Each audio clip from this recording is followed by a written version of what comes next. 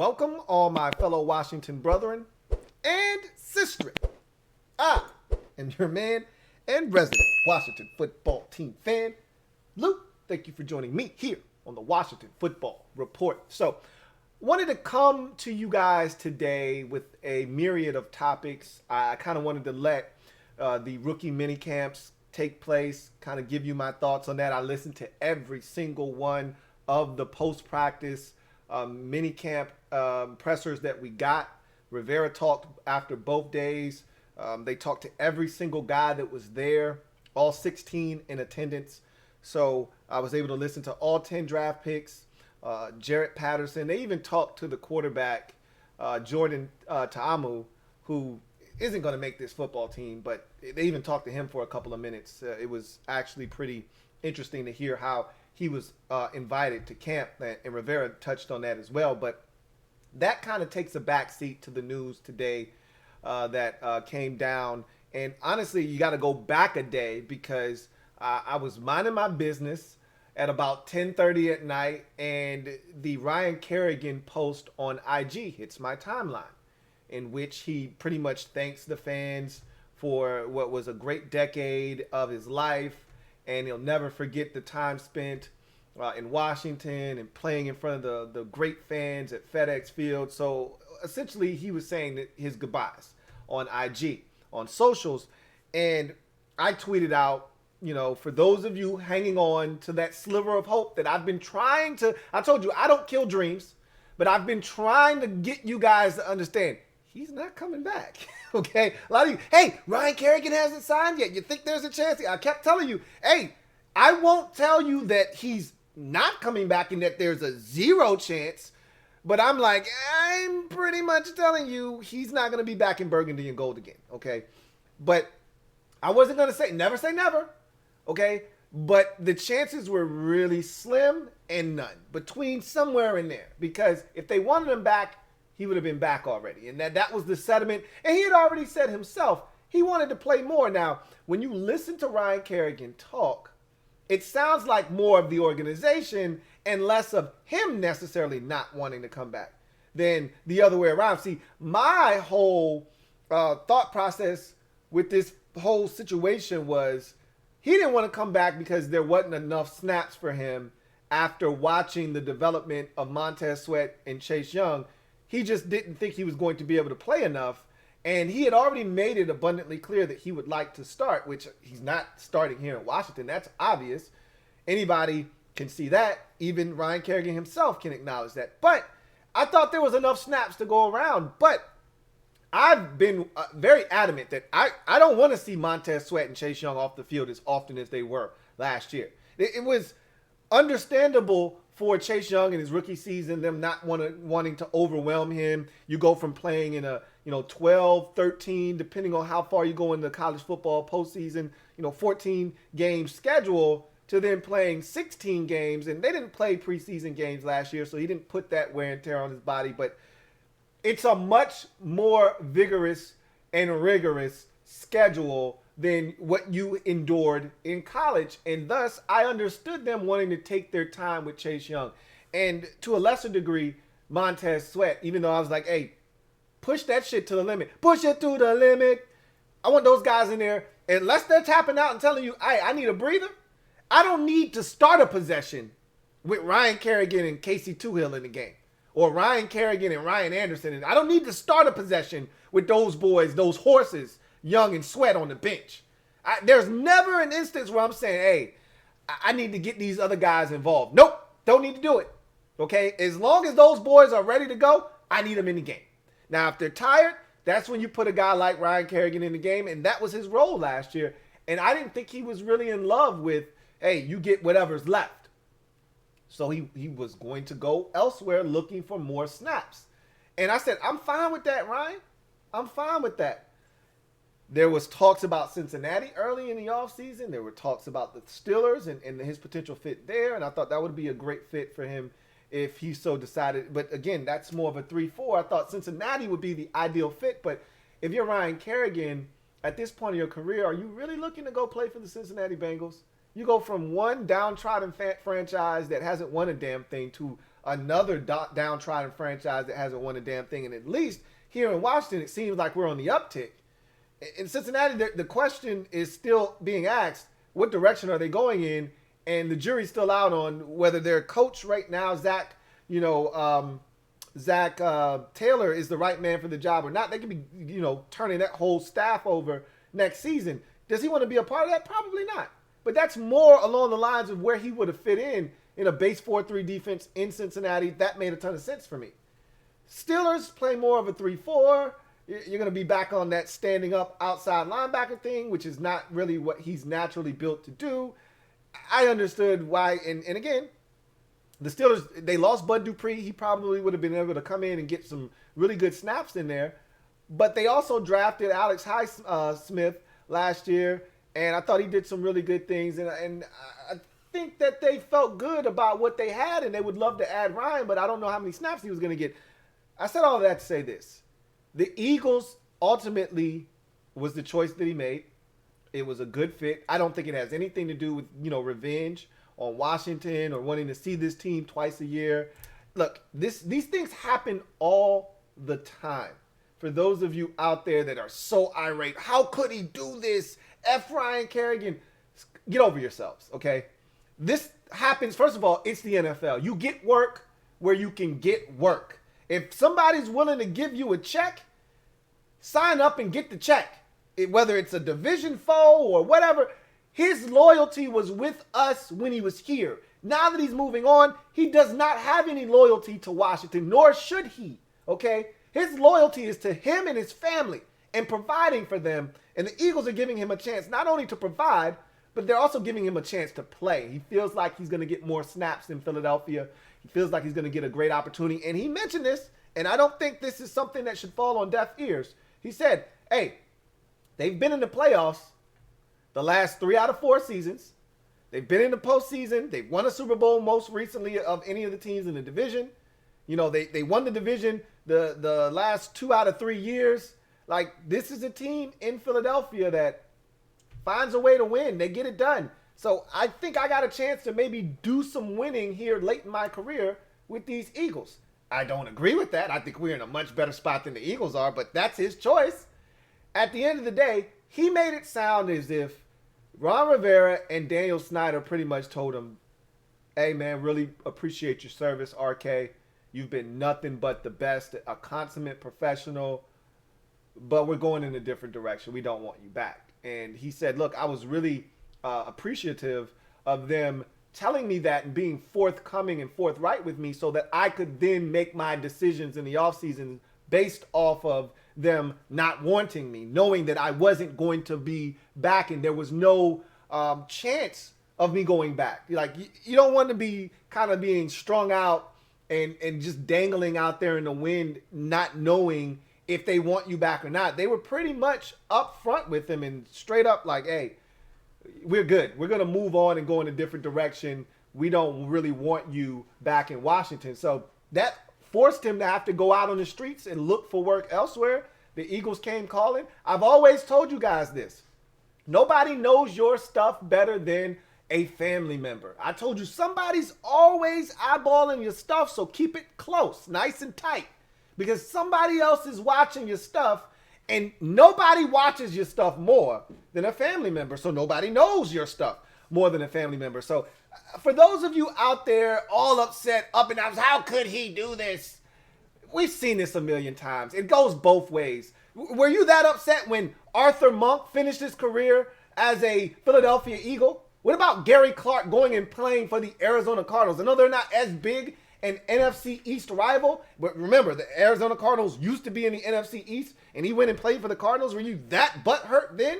What about Brian Mitchell? I said this in a tweet earlier today when somebody was joking around. We were joking around about Kerrigan, and he was like, man, I'm pissed. He's dead to me. And he was joking, and I knew he was joking. And I said the joke, well, B. Mitch was pretty much an NFC East hoe. Were you upset at B. Mitch? Did you cancel B. Mitch as a Washington football team member when he went and played for the Eagles and the Giants? No, you didn't do that. And it goes both ways. Alvin Harper made his career in Dallas. He took the money and came to Washington. Now, it turned out to be a dud, and he stunk. And we got the raw end of that deal. Same thing with Donovan McNabb. He's a Hall of Famer to me in this league. And he was one of the best Eagles quarterbacks in franchise history. And we get him at the back end of his career. It didn't work out for us. I hated the deal. They got over on us, did Andy Reid and company. But he was an Eagles legend. He came to Washington. Deshaun Jackson, okay, made his bones, cut his teeth in this league as a Philadelphia Eagle. And we got some good years out of him here in Washington. So it always happens in the division. Cornelius Griffin came here, had some great years in Washington, started his career with the Giants. And I get it. It's not apples to apples. Cornelius Griffin, Deshaun Jackson, these guys didn't spend a decade with one organization and set franchise records, this, that, and the third. I understand that. What I'm telling you, Art Monk did. What I'm telling you, though, is it happens all the time. Okay? And we've seen it firsthand happen here before. So it's not a big deal. I'm not bent out of shape. I wish him nothing but the best, except for 2, maybe 3 times a year, depending on how many times we see the Eagles. We know we're going to see him twice. There could be a third matchup, you know, if we meet in the postseason somehow, some way. Bottom line is, I wish Ryan Kerrigan nothing but the best. When he's all done in Philadelphia, he'll come back to Washington because he'll be forever a Washington Redskins / football team member. He'll have his jersey or number put up or name put up in the Ring of Fame. I don't think they're going to retire his jersey number, nor should they. And he'll be celebrated as one of the best Washington football team players of the last decade. And he should be. But make no mistake about it, Ryan Kerrigan isn't a Hall of Famer or anything like that, okay?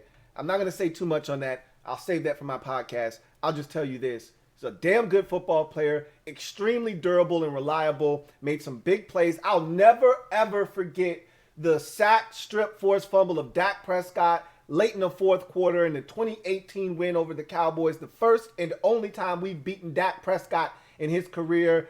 I can't remember being more excited about a victory under the Gruden administration over Dallas than that one right there. And we've beaten Dallas with Gruden at least 3 or 4 times. Not many, but because Gruden was here, 6 years? And I think he played Dallas at least 10, 11 times. And I think we only beat him like 3 or 4 times.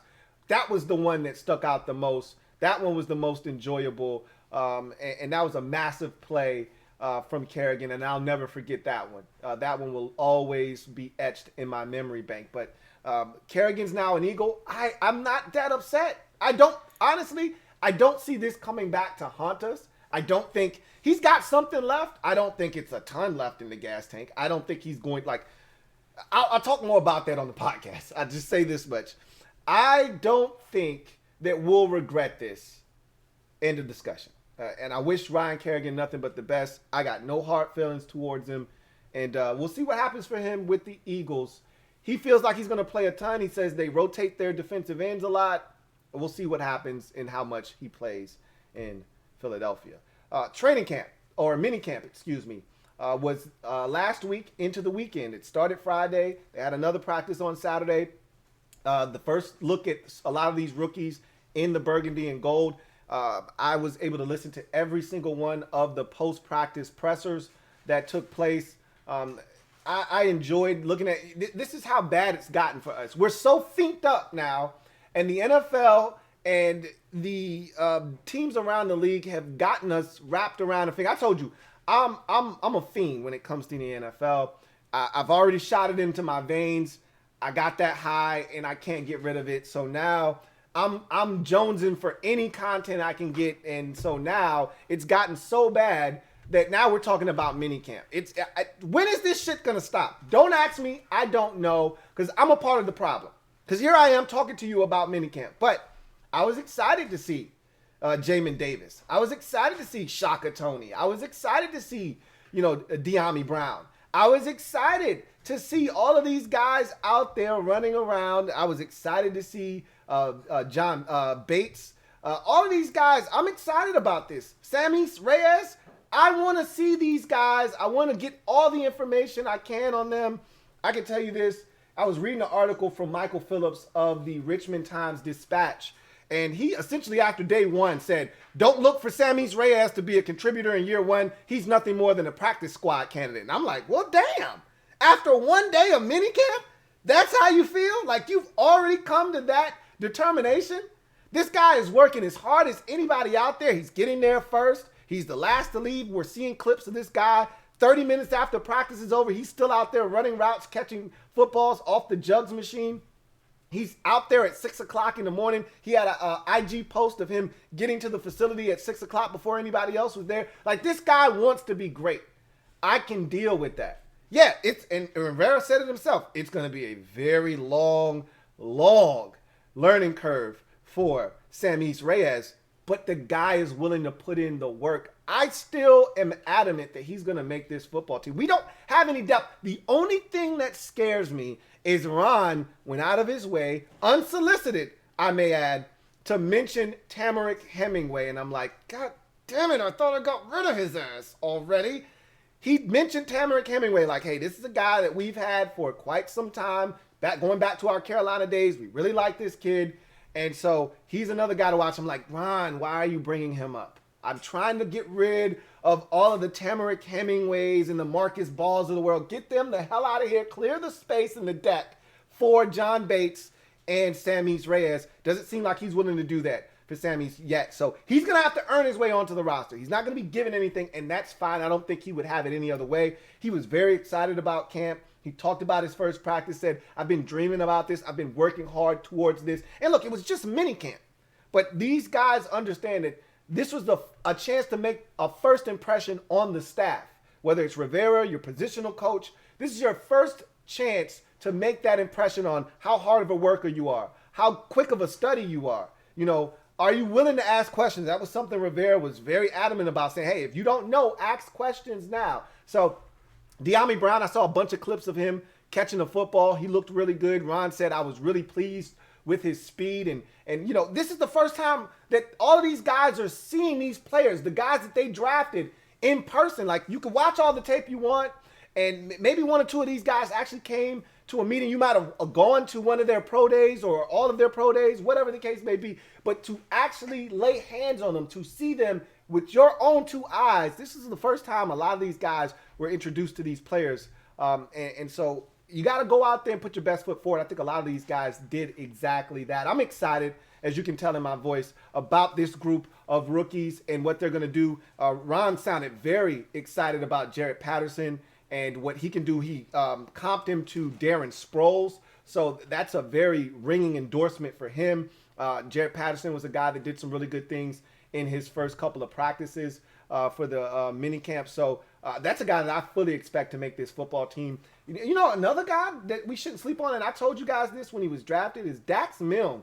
Ron was very complimentary of Dax Milne because he didn't know how tall that Dax Milne was, how big he was, and then just how quick he was for his size in the slot. So Ron said, look, this is a guy that's a lot bigger than I thought he was, still with the quicks. He said, normally you see a slot guy, he's shorter, he's, you know, a little bit shifty, but he's a much smaller guy, usually on the south side of 6 feet. Well, Dax Milne is about 6'1", $195 or so, $190, $195, and he's still got the quicks to get in and out of it. Not as quick as you would like. You know, he's not Adam Humphries, that's for sure, but he's a guy that can make some things happen. I wouldn't sleep on Dax Milne. I told you the most fascinating competition this offseason will be that of the wide receiver position. We're going to have so many different discussions about, you know, the left tackle position, even left guard, maybe to a lesser degree. Those are going to be competitions worth watching. But we know who's going to make the roster more likely than not, you know, barring any kind of catastrophes there. We know who's going to make the roster. We just don't know who's going to win those particular jobs. At receiver, I told you there are probably, I got 5 guys that are locks. Some of you say, hey, I'm not throwing AGG in there. And Ron talked about AGG, and he said, look, just going to tell you right now, we're going to wipe the slate clean with those guys from last year, AGG, Sadiq Charles. They really didn't play. They really didn't contribute. We still don't really know what these guys are yet, which is all the more reason why I don't expect them to get cut. Either one of them. Both of them were 4th-round draft picks last season. Both of those guys, this staff, the guys that are here. Now, again, Ron was a part of the process, even though, and if you wanted to play devil's advocate, you could say, hey, Marty Hurney and Martin Mayhew did not draft. either Sadiq Charles nor AGG. And to that, I say touche. I got nothing for you. But Ron was here. And that to me is what's important. Ron was here, and he was okay with drafting both of those guys. So in my mind, both of those guys are safe, at least for one more year. I don't see them cutting a 4th round draft pick 2 years, a year into essentially them getting into the league and having essentially, for all intents and purposes, a redshirt freshman year. Both of those guys were redshirts last year. Neither one of them really contributed of anything of note last year. I don't see them cutting either one. So when you look at the receiver position, and we talk about Terry, of course, Curtis Samuel, never ever trust a man with 2 first names. Adam Humphries, you talk about De'Ami Brown. Those are all locks right there. 4 right there. I'm throwing AGG. I know some of you are like, don't add him in that group. I am. That's 5 guys. All right. Now, you're looking at Dax Milne. You're looking at Cam Sims. You're looking at Kelvin Harmon. You know, all of these guys. And you're looking at Isaiah Wright. 4 guys for essentially 1 spot. I think you're going to keep 6 receivers. Now, again, Isaiah Wright, nobody else wants Isaiah Wright. He could be on the practice squad. Cam Sims, I think after what he showed last year on tape, if we cut him, I don't know if we sneak him through waivers or not. That's a tough call because I told you somebody's always watching your stuff. And there's another team out there saying, hey, I could use a 6'5", 220-pound receiver that can run about a 4.5 and has a huge catch radius. I could take one of those. I saw the catch against the Steelers on a Monday night last year that helped Washington secure the victory. I could use one of those guys. I don't know if you could sneak a Cam Sims like you could last year or the year before that. I don't know if you can sneak him onto the practice squad. If there isn't an ankle injury late in the preseason that you can say, hey, I got to put you on IR just to hold on to him like they've done in past years with Cam Sims. If it isn't one of those, and remember, Sims is a unrestricted free agent next year. So even if something like that were to occur and they put him on, they don't have the rights to him next year like they have in the past where they can say, hey, we're going to just put you on IR so we don't lose you. And we'll try this again next year, even though that's a 2-3 week injury. Now we're going to put you on IR. We'll see you next year. Can't do that this year, okay? Because next year he's gone and he can find work elsewhere. So if you really want Cam Sims, you're going to have to put him on the roster, I think. I think someone else is going to snatch him up. It's going to be really interesting. Kelvin Harmon is another interesting case. Man, that's going to be a fun competition. And now, look, it's only rookie minis. It doesn't mean a whole hell of a lot. But Ron went out of his way to mention Dax Milne and his size and his abilities inside in the slot. And that's a position of need for us, is slot receiver, which is why they went out and signed Adam Humphries. They drafted Dax Milne because they're intrigued. And if he comes in there and shows well, and I told you, Dax Milne can ball. He can play some ball. That guy could be someone to watch out for on this roster as well. So, rookie minis, they did their job, which is to get you excited, to get the juices flowing, get you excited about these rookies. But at the end of the day, we're going to see what happens with all of these players. It won't become real until we get to training camp. Shaka Toney, it was funny. Somebody said today, and when I tweeted out last night that it was night time for all of the Ryan Kerrigan, maybe he'll be back fans out there. And I tweeted out, for any of you with a sliver of hope that Kerrigan was coming back, I tweeted out night. And it was a gif of a dude jumping on the arms of his friends and laying down and going to sleep. I said, it's over. And my guy, Matt Lynch out there said, it's Shaka Toney time. Shaka Toney time. We'll see if it's Shaka T time. It's time. It's Shaka Toney time. We'll see if it's Shaka Toney time or not. I know this much. We need some more depth on the defensive line behind the 2 studs coming off the edge. Somebody's got to provide it. I'm not the biggest William Bradley King fan in the world. I'd love it to be Shaka Toney. I'm still looking at James Smith-Williams and saying, all right, what you got? I'm not giving up on him either. I joke, I kid about Casey Toohill all the time, but he was a rookie essentially for all intents and purposes last year. I'm not going to just shit on him. I'm just saying, look, it's a steep drop-off from, the 2 studs, the 2 bookend edge rushers to Casey Toohill. It wasn't that. It was a drop off with Ryan Kerrigan, but it wasn't that steep of a drop off. You're going straight down. You know, maybe it's not that bad with Shaka Toney coming off the edge. We'll see. But that's all I really wanted to bring to your attention. I think I've already gone on for damn near 30 minutes, which is way longer than I thought I was going to come up here. But, Kerrigan leaving was something that needed to be addressed. That took a little bit longer. I want to talk more about that on the podcast today. And also, minicamps happened, and I wanted to talk about that. And I also want to talk about this. This is the last day officially to pre-order. After this, they're going away. If you already got your shirt pre-ordered, thank you so much.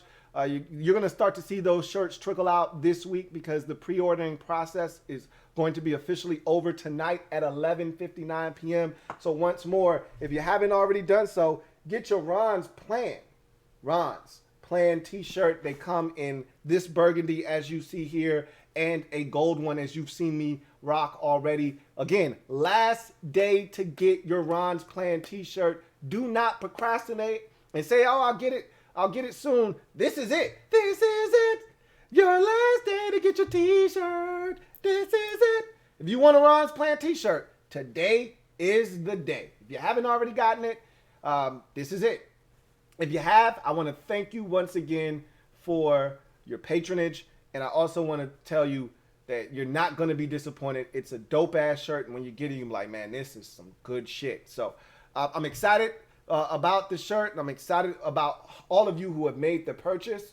And I'm looking forward to seeing you guys. And again, when you get the shirt and you throw it on, if you feel like it, you don't have to. If you feel like it, snap a picture, send it my way. I'd love to see it, man. But in any event, I am a Washington fan, etched in burgundy and gold. My Washington spirit will never die. Washington spirit will never fold until we meet again. Hail to our beloved Washington football team. Ryan Kerrigan is now a Philadelphia Eagle. I am not upset at all because I don't think he's got less than a quarter of a tank left. He's 32 years old, all right?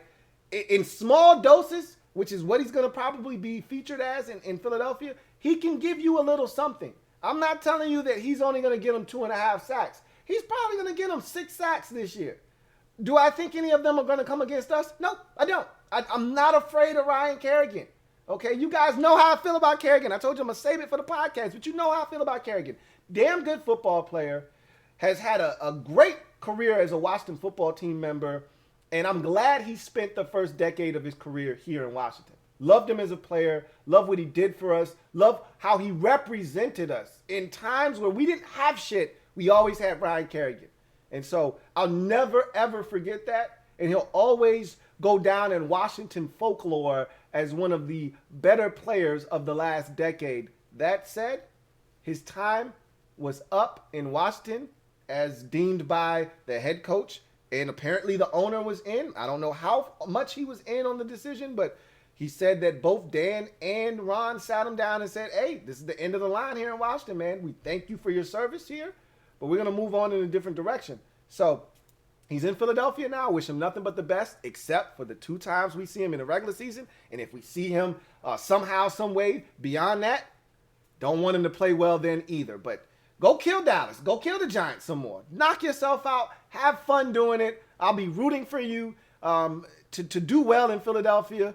But as long as you don't do it against us, I got no problems with it. And I don't think he will. So that's going to do it for me, your man, Louie T. Once again, if you haven't gotten your Ron's Plan t-shirt, today is the last day. So go ahead and get the shirt. I will pin a link to where you can get the shirt down in the comment section of this video. Make sure you get your Ron's Plan t-shirt. With that said, I'm going to get out of here, allow you guys to get back to whatever it was you were doing before I interrupted your schedule. With that said, get off the bench, get in the game, and kick it with your man, Louie T. Until next time, you guys have a good one. LouieTeeNetwork.